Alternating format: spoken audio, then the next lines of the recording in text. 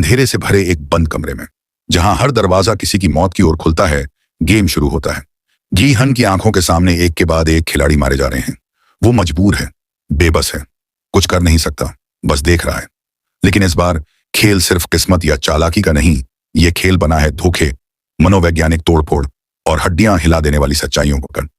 Mingle game सबसे खौफनाक और चालाक खेल है, जिसमें खिलाड़ियों को एक घूमते हुए गोल प्लेटफॉर्म पर खड़ा किया जाता है, जो धीरे धीरे रुकता है और फिर एक नंबर घोषित किया जाता है, जैसे 3, 5 या 7 उस संख्या के अनुसार।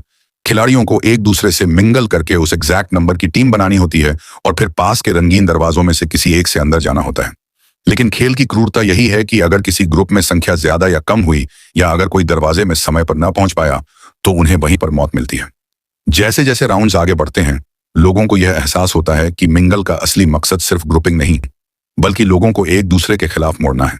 किसी को भरोसे में लेकर आखिरी सेकंड में छोड़ देना, खुद को बचाने के लिए दोस्त की कुर्बानी देना, यही सब यहाँ की रियलिटी बन जाती है।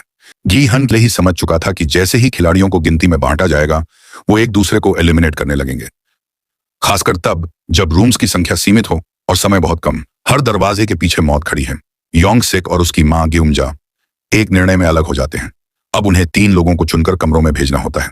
इसी बीच इनहो यानी फ्रंटमैन ग्युमजा के जख्मों पर नमक छिड़कता है, उसे यकीन दिलाने की कोशिश करता है कि उसका बेटा उसे छोड़ चुका है। लेकिन एक मां का दिल जानता है, बेटा चाहे कितनी भी दूर हो जाए, छोड़ता नहीं। कमरे की दीवारें अब खून से लथपथ हैं, चीखें, गोलियों की आवाज और टूटती सांसों का कोलाहल। यांग मी की दर्दनाक मौत से ह्युंजू की आत्मा कांप उठती है। दूसरी ओर म्युंगी दरवाजा बंद कर देता है। किसी की जान बचाता है तो किसी की किस्मत से खेलता है। नैतिकता और स्वार्थ की रेखा धुंधली पड़ने लगती है। अब साफ हो चुका है, खेल तब तक चलेगा जब तक 100 खिलाड़ी नहीं बचते। ये सिर्फ गेम नहीं, एक नरसंहार है। इनहो, जो इस खेल का मास्टरमाइंड है, उसे पहले से पता होता है कि कितने खिलाड़ी मरने वाले हैं, क्योंकि दरवाजों और रूल्स को उसी ने इस तरह सेट किया है कि आखिर में सिर्फ 100 लोग ही बचे। कुछ दरवाजे ट्रैप हैं, कुछ खाली, और कुछ ऐसे हैं जहां सर्वाइवल का चांस तब तक है जब तक कोई अंदर घुसकर लॉक कर दे। यह गेम सिर्फ मिलने के नाम पर एक सामाजिक नरसंहार है, जहां भरोसा, भावना और मानवता सब खून में डूब जाते हैं। फाइनल राउंड में सभी खिलाड़ी दरवाजों की ओर दौड़ते हैं। कोई जान बचाता है तो कोई हमेशा के लिए पीछे छूट जाता है। इसी अफरा तफरी में इनहो खुद एक खिलाड़ी को मारकर अपने और जुंग बाए की जान बचाता है। उसका असली चेहरा धीरे धीरे सामने आ रहा है।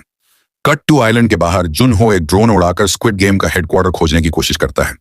वो एक रहस्यमयी ट्रैप डोर खोज निकालता है, एक गेटवे जो इस मौत के खेल की जड़ों तक जा सकती है। लेकिन जब उसकी टीम वहां पहुंचती है, ट्रैप एक्टिवेट हो जाता है और सब कुछ एक धमाके में उड़ जाता है। वापस डॉम में मिन्सू जैसे तैसे जिंदा बच जाता है, लेकिन अब वो थैनोस और नामग्यू के कब्जे में है। जी हन सोचता है कि ओ और एक्स की संख्या कितनी बची है। फर्क बहुत कम है और शायद यही मौका है सबका मन बदलने का। इनहो सबको शांत रहने के लिए कहता है, लेकिन अंदर ही अंदर हर चेहरा डर और संशय से भर चुका है। वोटिंग शुरू होती है। मिन्सू समेत कुछ खिलाड़ी अपना फैसला बदल देते हैं। अंत में बारी आती है प्लेयर 001 यानी इनहो की। सबकी धड़कनें थम जाती हैं और वो कहता है, नहीं खेलूंगा। वोटिंग टाई हो जाती है। अब अगली सुबह फिर से वोटिंग होगी, लेकिन इस बार सिर्फ फैसला नहीं बदलेगा, शायद खेल की दिशा भी। डॉम में 2 ग्रुप बन चुके हैं, एक जो गेम में रहना चाहता है और दूसरा जो बाहर जाना चाहता है। रात गहराती है और साजिशों की परछाइयां दीवारों पर लंबी होती जाती हैं। थैनोस और नामग्यू मिन्सू को धमकाते हैं। बाथरूम में उनकी लड़ाई खौफनाक मोड़ लेती है। थैनोस उसका गला घोंटता है, लेकिन मिन्सू उसके हाथ में छुपा होता है फॉर्क, और वही फॉर्क सीधा थैनोस की गर्दन में जा घुसता है। खेल अब इंसानियत और वहशीपन के बीच की रेखा मिटा चुका है। दोस्त दुश्मन बन रहे हैं और दुश्मन मासूम चेहरे पहनकर घूम रहे हैं।